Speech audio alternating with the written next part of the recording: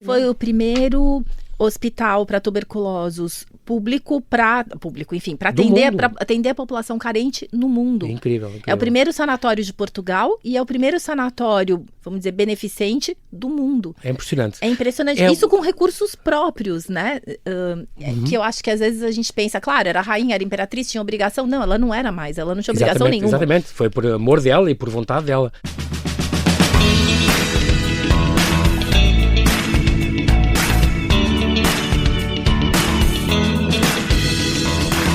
É uma daquelas figuras da história esquecidas e, por isso, quase desconhecida, com uma vida tão trágica quanto apaixonante.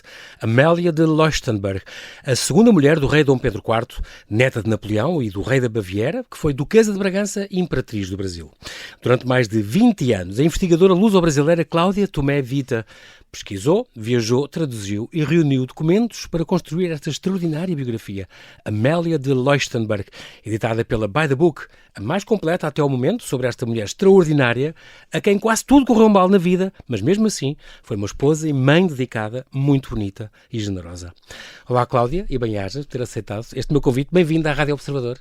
Muito obrigada, eu que agradeço o convite, é um prazer estar aqui hoje com você. É um grande prazer estar a falar contigo, Cláudia. Tu tens feito além de teres investigado isto mais de 20 anos, tens feito uma grande cruzada, digamos assim, para dar a conhecer esta mulher, quer no Brasil, quer cá, onde tu passas, estás conferências e palestras.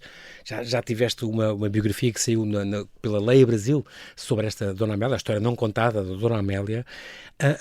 E tu és Vita, de apelido por casaste com um alemão, já cá estás, és paulista, se não me engano, viveste em São Paulo até tarde, digamos assim, embora ainda sejas nova, e de vez em quando com umas passagens pela Alemanha, por Munique, e estás vai fazer 7 anos que estás em Lisboa. É verdade. Qual é o grande contraste de viver cá ou no Brasil? O que é que tu gostas mais e o que é que tu gostas menos em Portugal e nos portugueses? Para mim, eu costumo dizer que Portugal, para mim, é um contraponto, assim, no meio entre o Brasil e a Alemanha. Eu vivi na Alemanha, eu vivi no Brasil, e Portugal, para mim, foi um lugar onde eu cheguei e me senti logo muito em casa. Tem um lado europeu mais pontual, mais organizado, diferente do Brasil, mas não tão rígido como a Alemanha. Os alemães são muito rígidos nisso. Exato. Por outro lado, a gente tem uma comida que não chega a ser exatamente como a comida brasileira, mas que para mim é muito familiar. Eu tenho avós portugueses, então para mim isso foi sempre muito, muito próximo. O clima, de uma certa maneira, não é tão quente como no Brasil, nem tão frio como na Alemanha. A gente tem aqui, eu acho... No meio está a virtude. A gente está no meio da virtude, exato. Para mim foi muito fácil me acostumar com Portugal. Várias vezes eu esquecia que eu era estrangeiro ou que eu não tinha vivido aqui a vida toda. E essa sensação de estar em casa é uma coisa que não tem explicação. Só parte da língua. Tu falas alemão também, muito bem, não é? Sim, a língua... a língua ler cartas em alemão e tudo, e documentas isso. Não, a língua para mim não seria nenhum problema. Aliás, pelo contrário, eu tive muita dificuldade no começo com termos em português que eu não conhecia. Claro. Eu lembro um dia na estrada, de repente tinha assim, cuidado, obstáculo na berma. E eu dizia, Deus meu, o que será que é isso? E eu pensava, será que é no meio da estrada? O que eu tenho que fazer agora? Eu não sabia o que era berma. Exato. E vinha aqueles avisos luminosos e eu dizia, meu Deus do céu, o que é isso? O que é que vai acontecer? Ir muito devagarinho para não... Exato, obstáculo na berma, exatamente, muito possível. É engraçado porque tu, como administrador de empresas, no fundo estudaste gestão na Fundação Getúlio Vargas. Tu tiveste alguma dificuldade? Tu fizeste uma consulta, já vamos falar desta pesquisa extraordinária que tu fizeste. Não tiveste nenhuma dificuldade, às vezes, em acessar arquivos e por ser, mas você nem sequer é historiadora. É só por esta investigação tua, esta pesquisa, é tudo por amor à história e esta vida, não é? Interessante tua pergunta, muito sensível. Sim, de fato, foi uma coisa complicadíssima. Até hoje. Até ganhar confiança. Até ganhar confiança. O que me valeu muito foi que eu tive duas grandes vertentes que me apoiaram. Primeiro foram algumas pessoas no Brasil que reconheceram que meu trabalho parecia, enfim, a minha proposta de trabalho parecia séria. E eu tinha a mais-valia de falar alemão. E poder consultar lugares, arquivos, documentos que complementariam arquivos no Brasil. Então, no momento em que eu cheguei no Museu Imperial, foi o primeiro lugar onde eu comecei a pesquisar no Brasil, e expliquei o que eu gostaria de fazer. E que eu tinha a vantagem de ter amigos, família na Alemanha, um acesso relativamente ela fácil. Era da família Leuchtenberg, portanto tem o palácio da família tudo em alemão, não é? Exatamente. As cartas e tudo. E o domínio da língua, eles imediatamente perceberam que eu poderia complementar aquilo uma mais-valia, claro. que faltava. Então, isso, obviamente, eu cheguei com uma bagagem que interessou para eles. Claro. E sentiram alguma confiança. Também tinham a ganhar com isso, obviamente, não é? Sim. Tu dispuseste, e este livro tem, tu fizeste muitas descobertas, até de materiais, alianças, de quadros, e portanto, fitas de medir alturas. É extraordinário que tu tens.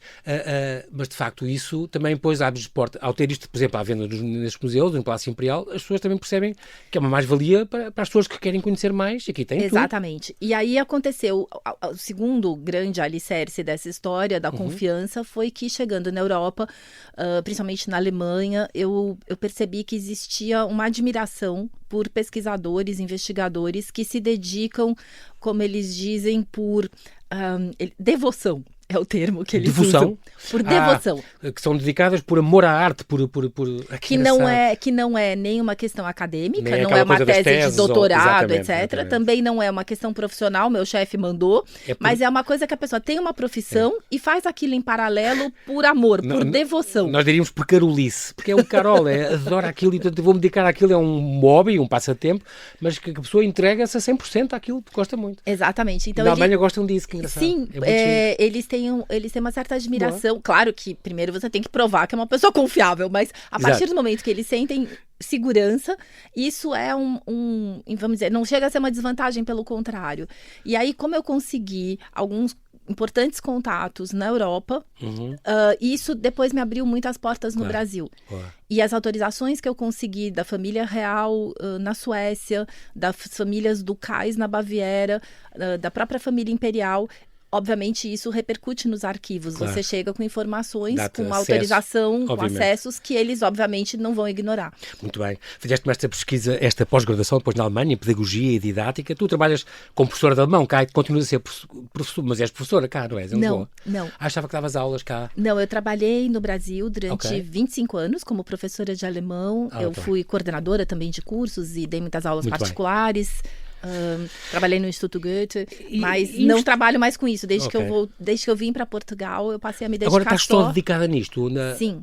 Sobretudo estudo, como tu dizes, a história do Império do Brasil, sob o ponto de vista, sobretudo, feminino, das personagens femininas, da realeza, incluindo as suas relações com a monarquia constitucional em Portugal. Ela, como a Dona Amélia, era uma grande defensora do marido, não era o homem dos dois reinos, como ela dizia, que era um bocadinho... Ele foi, o Dom Pedro IV, e primeiro do Brasil, foi um bocadinho aquela visionária no sentido da monarquia constitucional. Fundou duas, não é? Do Brasil e em Portugal. E ela, mesmo depois de ele morrer, ficou sempre a apoiar e a querer propagar e promover a fama dele. É extraordinário esta mulher. Sim, porque teve, claro, um lado pessoal importantíssimo, mas teve também uma dimensão política nesse apoio. O fato dela nunca ter se casado...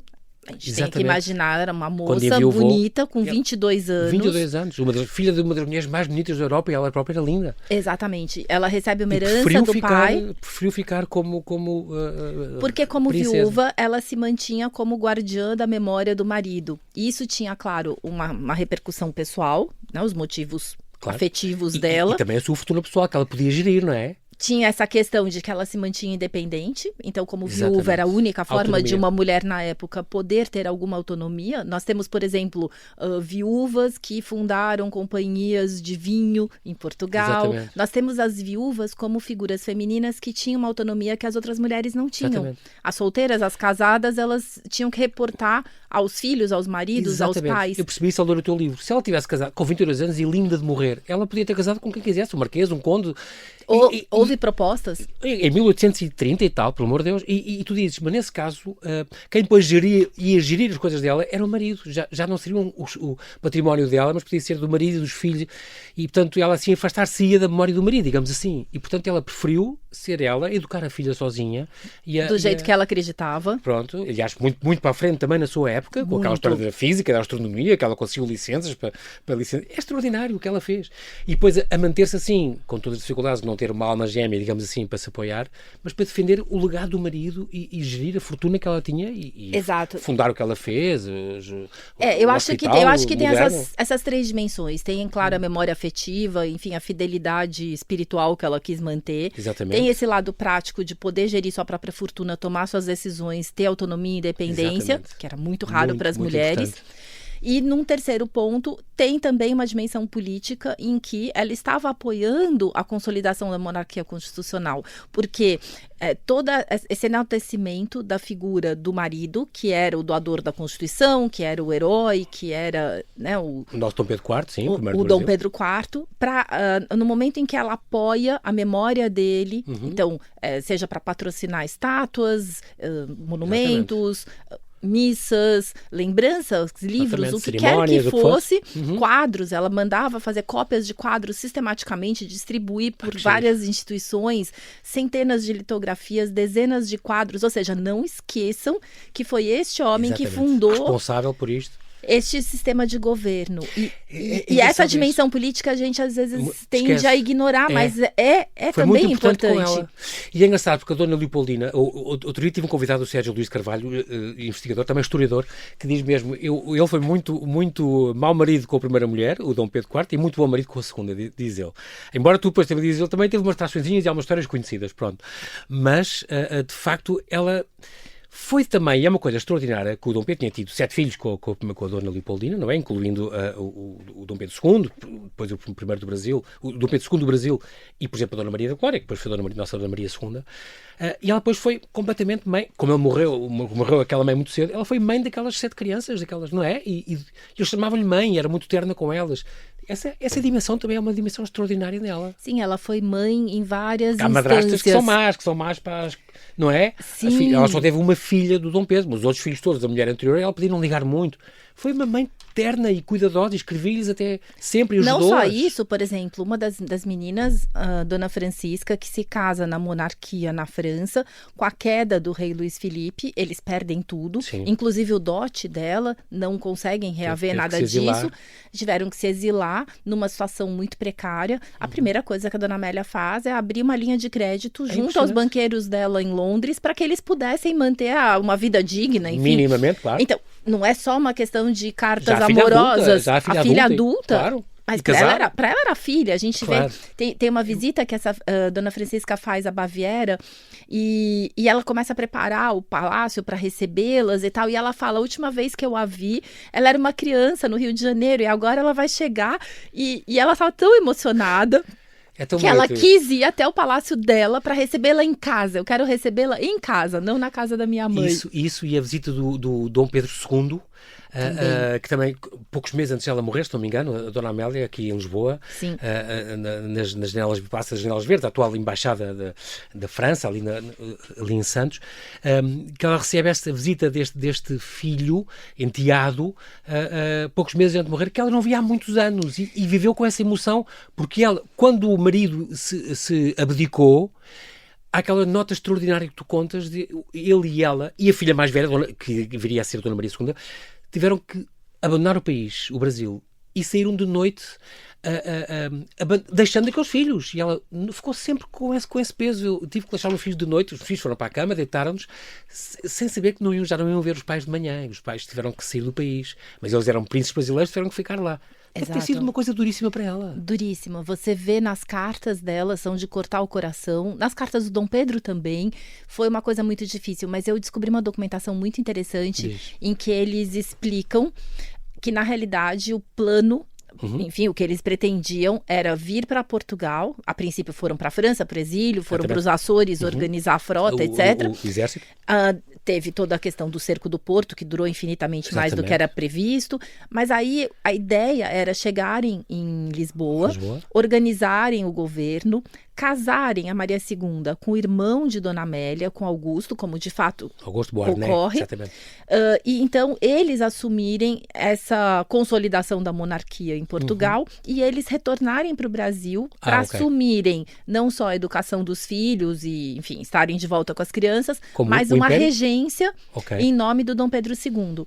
Então, se isso... Era pequenino, tinha 4 anos. 5 anos, incrível. 5 anos, eles eram muito pequenos. Portanto, os planos eram esses, mas depois as coisas não correram. Eram esses, então assim, era uma separação provisória, era uma coisa que não deveria ter sido definitiva. O que não estava nos planos era que Dom Pedro falecesse tão cedo, o próprio Augusto, que chega, se casa com a Maria II em 2 meses, também morre. 2 meses depois, exatamente. E aí Dona Amélia acaba ficando... Até porque ela nem poderia sair de Portugal, porque até Dona Maria II se casar e ter pelo menos 2 filhos... E foi o que aconteceu depois, com o Dom Pedro V e o futuro Dom Pedro V e o Dom Luís. Ela nem poderia, exatamente, ela nem poderia sair do país, porque... Estava na linha de sucessão. Porque a filha dela era a única princesa, filha de Dom Pedro... Na geração abaixo. Que não era uma princesa imperial brasileira, porque as outras meninas tinham ficado como time de reserva do Dom Pedro II. Dom Pedro II tinha uma saúde frágil. Se alguma coisa acontecesse, elas eram as princesas de reserva. Exatamente. E já tinham sido declaradas na linha de sucessão.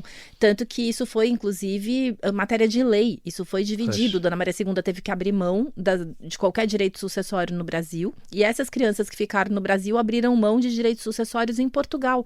Porque, por exemplo, a mais velha, Dona Januária, tinha nascido ainda durante o Reino Unido. Pronto. Então teria direito ao trono de Portugal? Exatamente.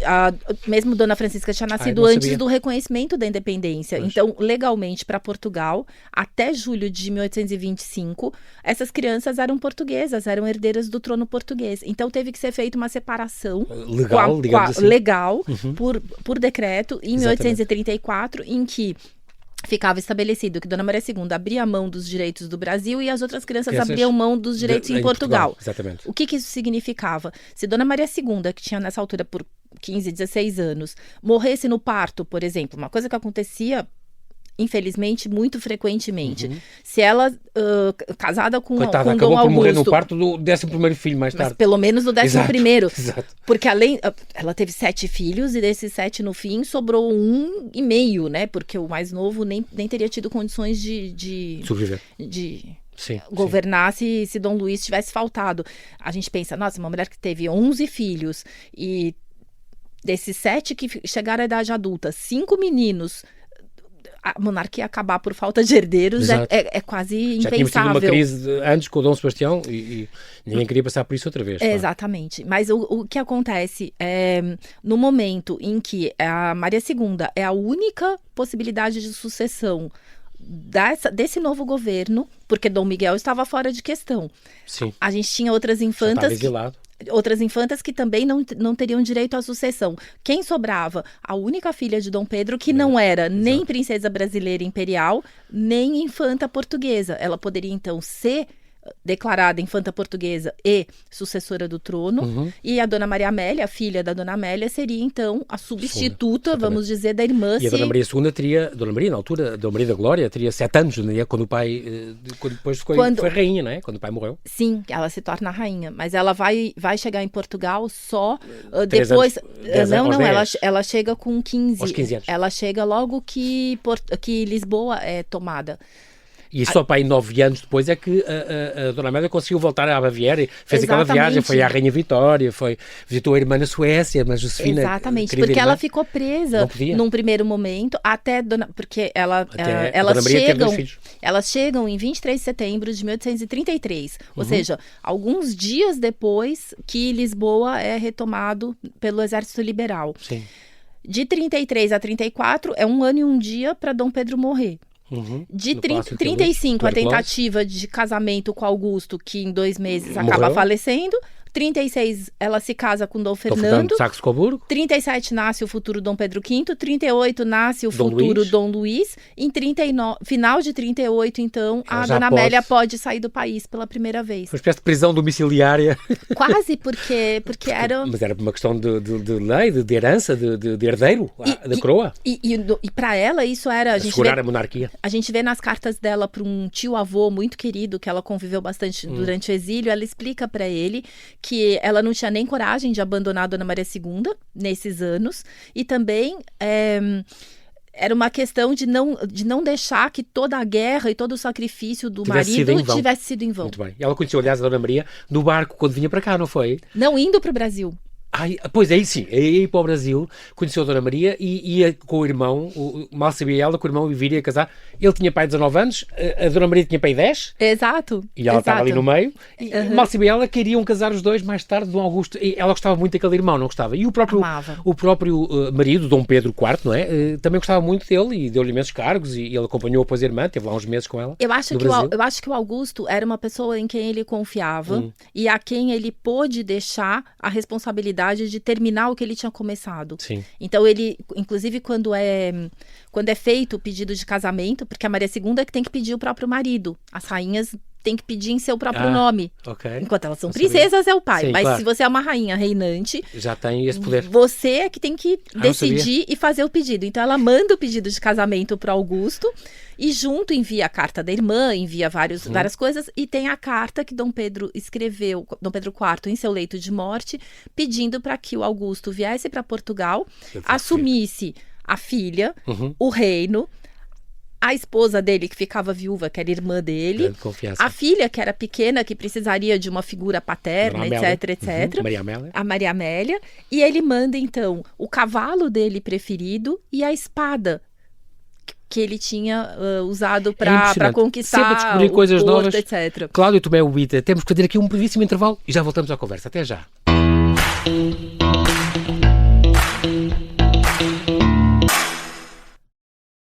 Sábado que vem a gente tá... Quem é que... Balsinha, acabaram de partir o vidro no meu quarto a pedrada, man. O Zé Faz 25 é um podcast de ficção para ouvir em 8 episódios. Uma coprodução com Coyote Vadio e Observador. O Zé é um dos meus melhores amigos, tá? Eu e ele, nós fazemos tudo juntos. Calma-se, Francisco. Mas eu gostaria de falar com o superior. Não é possível! Não é possível, isso é inacreditável, porra! Calma! Com as vozes de Tiago Teotônio Pereira, Paulo Calatré, Madalena Almeida e a minha, Rafael Medrado. Episódio 7. Amigo da Onça. Onde é que tu andas, Zé?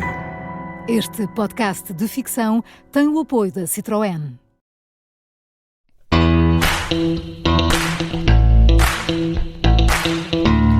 Estamos a conversar com a investigadora luso-brasileira Cláudia Tomé Vita, que nos traz a mais completa biografia da Amélia de Leuchtenberg, a segunda mulher do rei Dom Pedro IV, neta de Napoleão e neta do rei de Baviera, que foi duquesa de Bragança e imperatriz do Brasil. É uma descoberta extraordinária estas coisas que tu foste pesquisando. Como é que tu deparaste de repente com esta mulher, Cláudia? Porquê é que de repente te apeteceu? Tiveste 20 anos a investigá-la, mas de onde vem este amor de tu decidirem? Sabe-se pouco sobre esta mulher, que foi uma mulher extraordinária, eu quero aprofundar isto e quero escrever uma vida dela. É que eu falo dos 20 anos porque os 20 anos foram só pesquisa, porque se eu contar a verdade, foram 40. Que tu gostas dela, mas depois começaste a pesquisar. Mas é que aí piora muito a situação, então eu fico desemboca neste livro. Mas porquê então este amor a esta figura? Foi uma história divertida. Eu estava na escola, tinha 9 para 10 anos, a professora faltou de português e veio uma substituta que não queria seguir a matéria, então ela teve uma ideia de fazer um trabalho diferente. E trouxe vários exemplos de cartas para que os alunos analisassem. Tinha um telegrama, uma carta de amor, uma carta de negócios, enfim. E entre elas tinha uma carta antiga, e a carta antiga era uma carta de Dona Amélia. E eu achei a carta muito tocante, muito emocionante.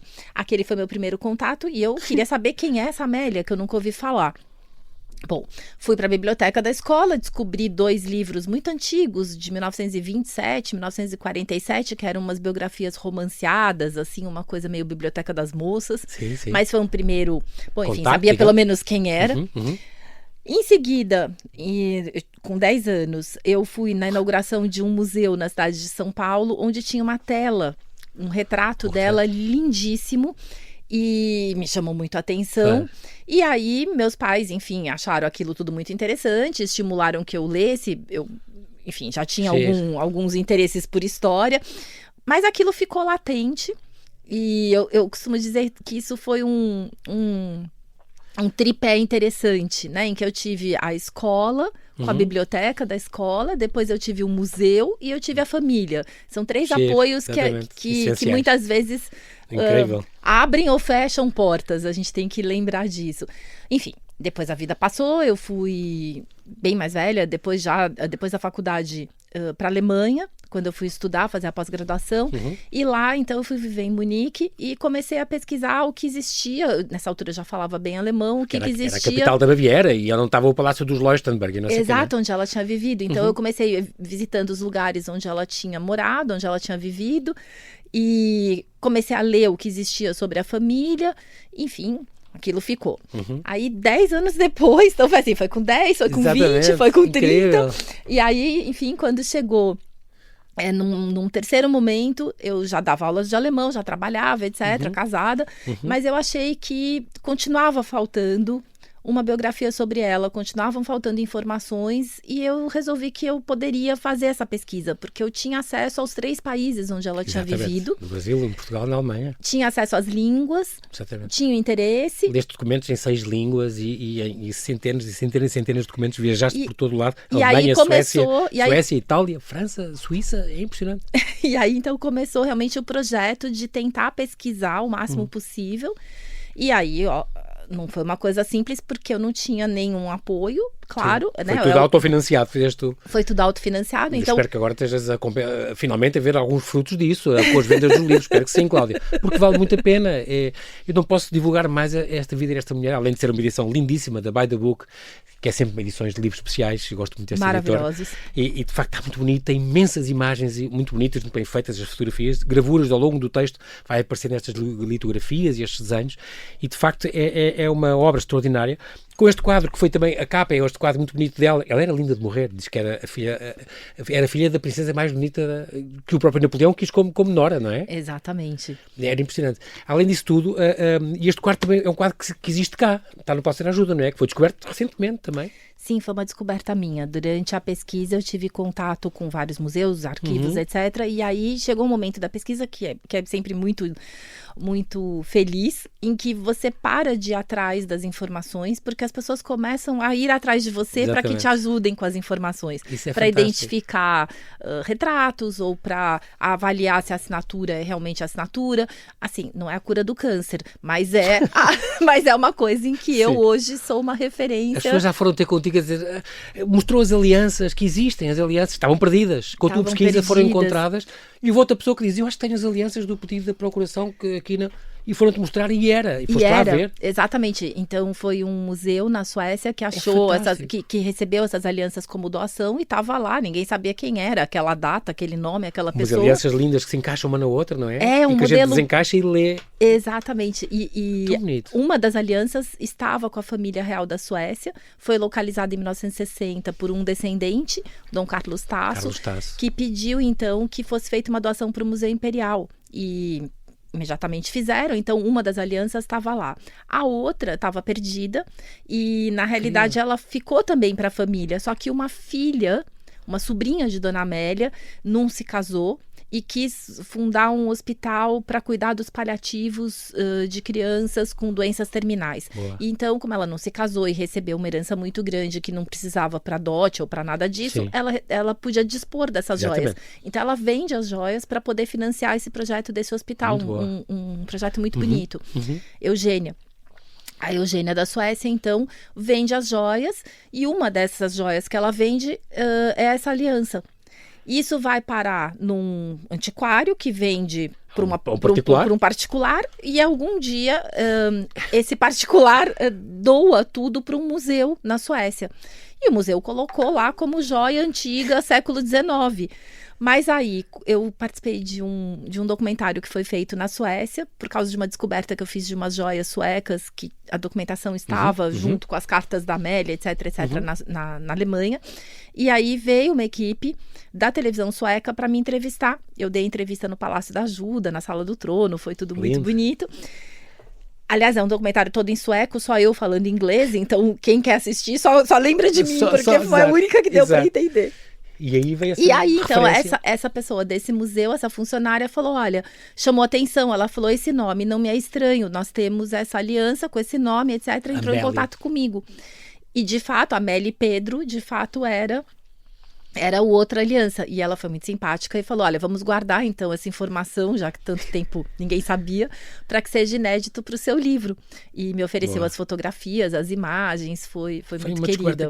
Tu, aliás, nas tuas pesquisas, chegaste a bater à porta do Palácio de Estocolmo, do Palácio Real da Suécia. Isto porque uma irmã da Dona Amélia era a Dona Josefina, que foi depois casar com o rei sueco, imagino, e depois tem uma filha que foi para a Casa Real da Noruega, aliás, os países eram juntos na altura, e portanto aquilo tudo, aquelas joias dela também foram muitas herdadas por esta Casa Real da Noruega, e como aquela tiara de esmeraldas maravilhosa, que ainda existe, e a Rainha Silvia ainda usa, e é muito importante.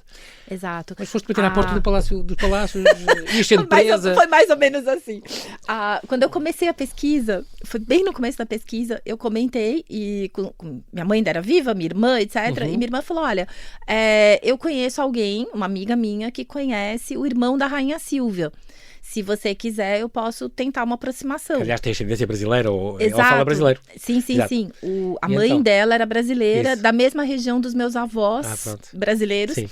E, enfim, minha irmã conhecia por causa de férias, de fazenda, essas coisas. Então tem contato? Colocou em contato com o irmão. Eu falei com o irmão dela em Berlim. Ele foi muito, muito simpático e disse, olha, eu vou então falar com a minha irmã, se ela der autorização, alguém entra em contato, me passa seu e-mail, etc. Bom, recebi o e-mail de um funcionário muito importante do palácio, que era Casa Civil, da Casa Real sueca. Da Casa Real, que cuidava da parte do patrimônio, etc, o senhor Goran Alm. Mas ele não me escreveu, ele me ligou.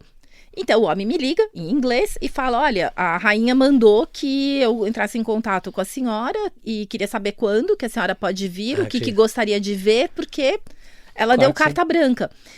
Uau. E eu assim, uau! Aí eu combinei tudo que eu queria ver, eu expliquei pra ele tudo que tivesse a ver com a Amélia e os arquivos. Ele falou, olha, são 50 e tantas caixas do arquivo da Rainha Josefina, que era irmã dela. Exatamente. E as coisas da Amélia estão misturadas. Aí você tem que ver, porque isso não está indexado. Procure você, exato. Eu vou ver o que tem de joias, de peças, de miniaturas, tudo isso pra te mostrar.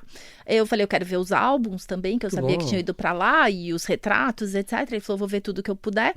E quando você vem? Eu falei, 20 de setembro, a semana do dia 20 de setembro, tá bom? Ele falou, tá ótimo. Falei, e como eu faço? Ele falou, não, você chega aqui e toca a campainha. E eu, como assim? Ele falou assim, palácio, todo mundo sabe onde é o palácio, você toca a campainha. São muito comprometidos com isso, são muito à vontade. O rei vai de voo para o seu trabalho todos os dias. Exatamente. Bom, aí meu marido tinha milhas, a gente conseguiu organizar a viagem, eu fui para a Suécia, me hospedei, tava lá no albergue, porque tudo é caríssimo. Aí chego de manhã, e aí eu me dou conta, eu falo, eu vim pra Suécia, eu não tenho um e-mail, eu não tenho uma carta, eu não tenho um documento que diga que eu tô autorizada. Foste mesmo bater à porta. Aí eu cheguei, aí eu chego naquele palácio enorme, 9 horas da manhã, toco a campainha, eu falei, mas eu sou louca, eu tô aqui fazendo isso como? Tinha que ter um documento.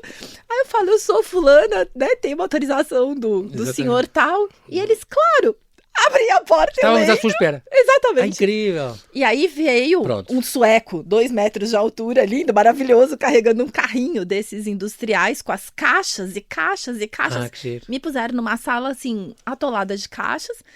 E daí passei uma semana toda olhando e vendo, até que eles perceberam que eu conhecia os retratos que estavam em gabinetes menos importantes. Porque, veja, a irmã da Amélia...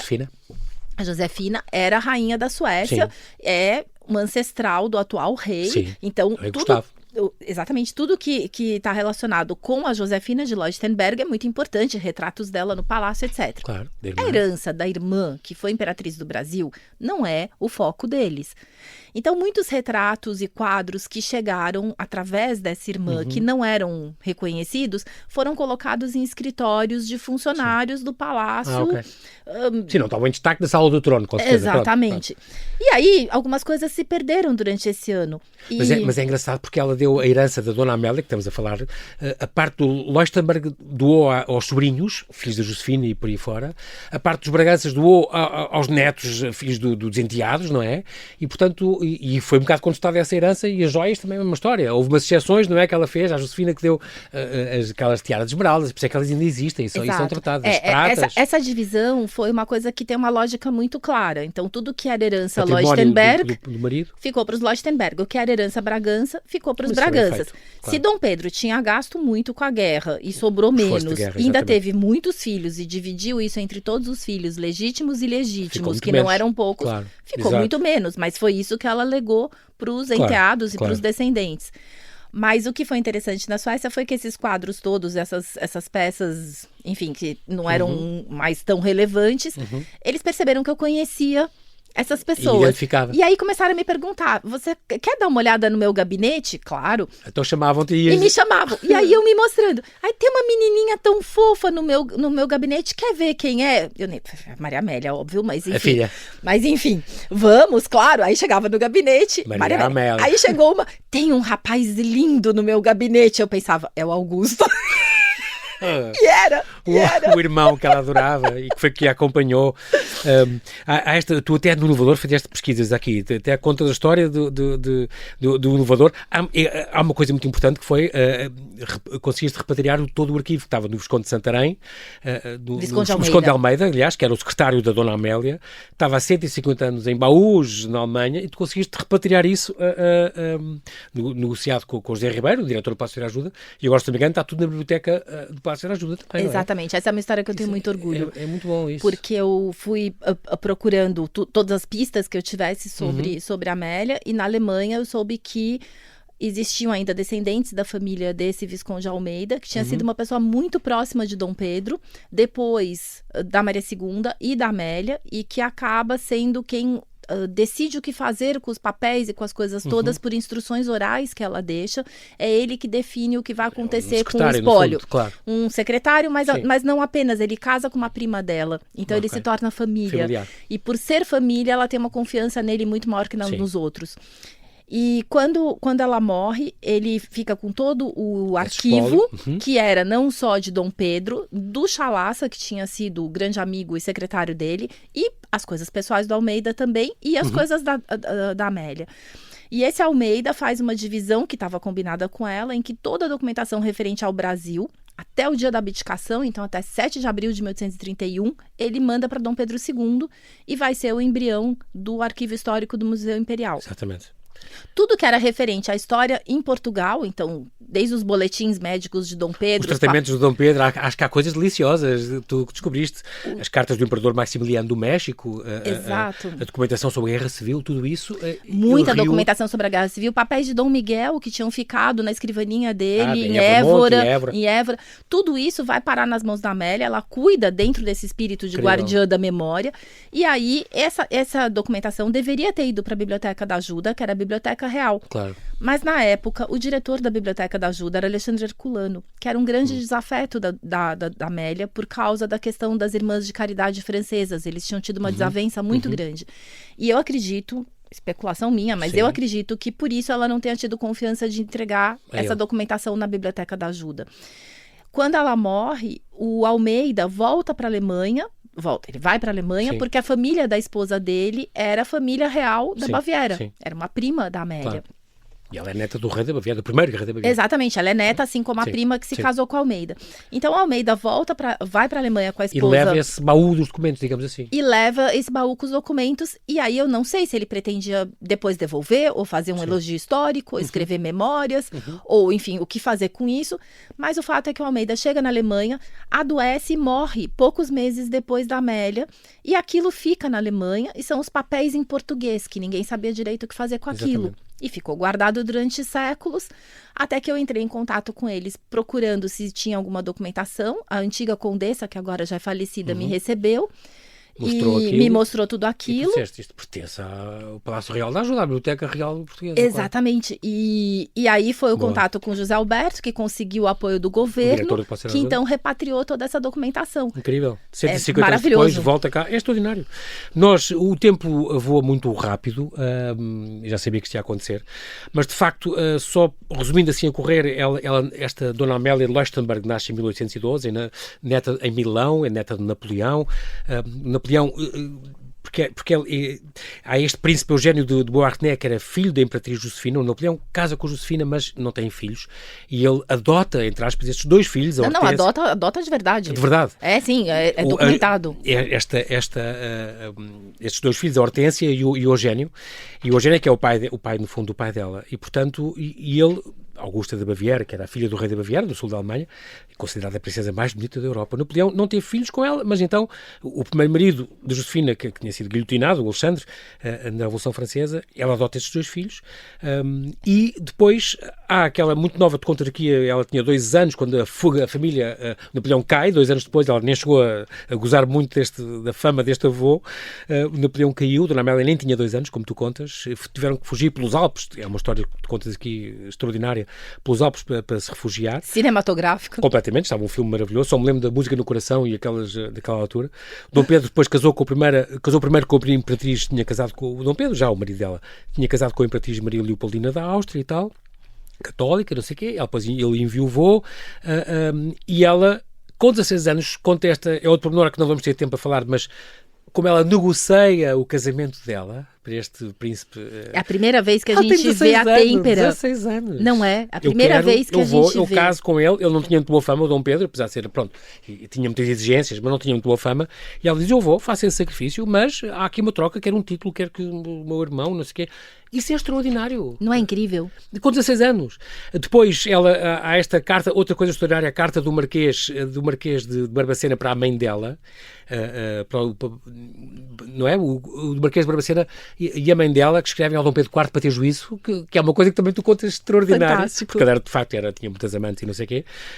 A Amélia depois embarca para o Brasil.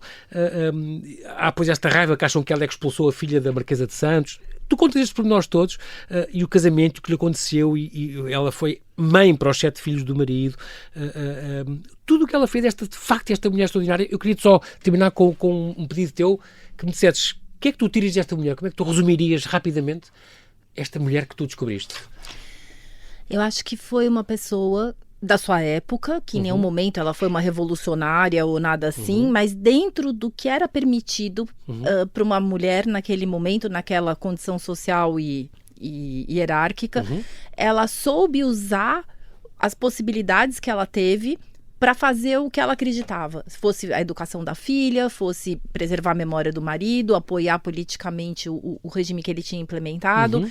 Ela foi perdendo muitas pessoas, mas em nenhum momento ela perdeu a sua essência, a sua têmpera, aquilo em que ela acreditava. A grande dor de ter morrido a filha de tuberculose na Madeira. Ela teve perdas horríveis, ela perde o marido não cedo, veio logo irmão, embora e fundou lá um filha. hospital moderníssimo e tomou conta daqueles asilos para as crianças e fez uma coisa à séria com formação profissional para eles terem futuro. Foi o primeiro hospital para tuberculosos público, enfim, para atender a população carente no mundo. É incrível. É o primeiro sanatório de Portugal e é o primeiro sanatório, vamos dizer, beneficente do mundo. É impressionante. É impressionante. Isso com recursos próprios, né? Que eu acho que às vezes a gente pensa, claro, era rainha, era imperatriz, tinha obrigação. Não, ela não era mais, ela não tinha obrigação nenhuma. Exatamente, foi por amor dela e por vontade dela. Muito bem, fica aqui então esta dica de uma edição da By the Book, Amélia de Leuchtenberg, Imperatriz do Brasil, Duquesa de Bragança, uma vida extraordinária. Tivemos a sorte que a Cláudia Tomé Vita nos traz e que o Cláudio continua a investigar, espero que continues a investigar outras figuras fantásticas para poderes voltar e para te poder dar essas figuras tão esquecidas que merecem este reconhecimento. Vou adorar. Obrigada.